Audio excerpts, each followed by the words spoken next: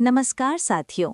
आज हम बात करने जा रहे हैं मध्य प्रदेश की एक अद्भुत सांस्कृतिक धरोहर गोंड नृत्य की। ये नृत्य केवल एक कला नहीं बल्कि जनजातीय परंपरा और लोक जीवन का जीवंत रूप है। इसमें प्रकृति, आस्था, उत्सव और समुदाय सब एक साथ झलकते हैं। सच कहें तो गोंड नृत्य जनजातीय कला और संस्कृति का ऐसा सुंदर संगम है जो दिल को छू लेता है और हमें भारत की जड़ों से जोड़ देता है। परिचय: गोंड जनजाति की पहचान। गोंड नृत्य मध्य प्रदेश की प्रमुख जनजातीय लोक नृत्य परंपराओं में से एक है। ये नृत्य मुख्य रूप से गोंड जनजाति से संबंधित है। इस नृत्य में सिर्फ ताल और लय नहीं बल्कि जनजातीय समाज का पूरा जीवन बसता है। उनके सामाजिक रीति रिवाज, धार्मिक आस्था और सांस्कृतिक परंपराएं सब इस नृत्य के माध्यम से जीवंत हो उठती हैं। यही कारण है कि गोंड नृत्य उनके जीवन का अभिन्न अंग माना जाता है। भौगोलिक विस्तार: अगर हम गोंड नृत्य के भौगोलिक विस्तार की बात करें तो ये मध्य प्रदेश के कई जिलों में व्यापक रूप से प्रचलित है। खासकर मंडला, शहडोल, डिंडोरी, उमरिया, बालाघाट और अनूपपुर जैसे क्षेत्रों में ये नृत्य जनजातीय जीवन का हिस्सा है। इन इलाकों में जब भी उत्सव या समारोह होता है, गोंड नृत्य की गूंज वातावरण को उल्लास एवं उमंग से जीवंत कर देती है। मूल विषय और प्रेरणा: गोंड नृत्य केवल मनोरंजन नहीं बल्कि जीवन की कहानी कहता है। इसके विषय प्रकृति और देवी देवताओं की आराधना से जुड़े होते हैं। इसमें वीरता और साहस की झलक मिलती है। शिकार के दृश्य दिखाए जाते हैं और जीवन चक्र के विभिन्न पड़ावों को भी दर्शाया जाता है। यानी ये नृत्य जनजातीय जीवन की पूरी यात्रा को ताल और लय में प्रस्तुत करता है। प्रमुख अवसर: गोंड नृत्य खास अवसरों पर किया जाता है जब खुशी अपने चरम पर होती है। फसल कटाई की खुशी हो, विवाह या जन्मोत्सव का उत्साह हो या धार्मिक अनुष्ठान, हर मौके पर ये नृत्य लोगों को एक साथ जोड़ता है।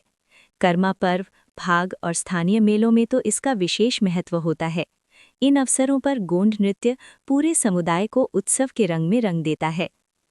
नृत्य शैली और वेशभूषा: गोंड नृत्य की सबसे खास बात है इसकी सामूहिकता।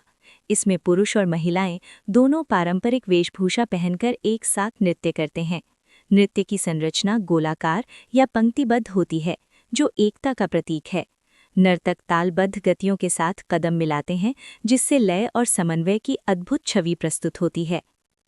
संगीत और वाद्य यंत्र: गोंड नृत्य की जान है इसका संगीत।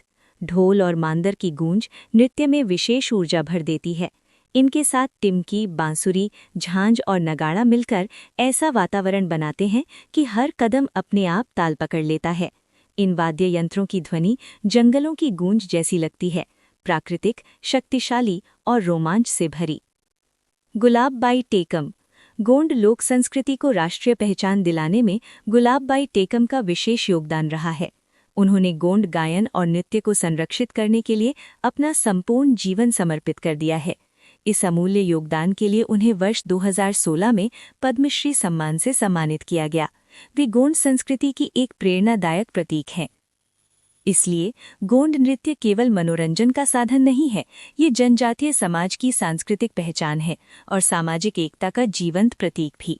ये परंपरा आज भी अपने मूल रूप में जीवित है और आने वाली पीढ़ियों तक अपने विरासत पहुंचा रही है। गोंड नृत्य हमें सिखाता है कि संस्कृति, प्रकृति और समुदाय जब एक साथ होते हैं तो जीवन सच में उत्सव बन जाता है। चलिए, प्रतियोगी परीक्षाओं की दृष्टि से एक बेहद महत्वपूर्ण प्रश्न से अपनी तैयारी को परखते हैं।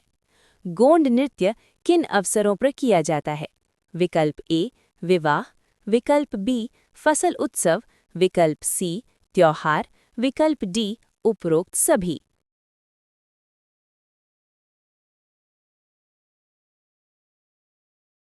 सही उत्तर है उपरोक्त सभी।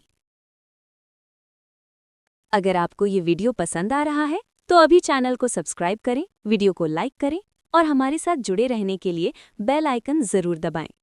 और हाँ दोस्तों, इस वीडियो को अपने दोस्तों के साथ शेयर करना बिल्कुल भी ना भूलें।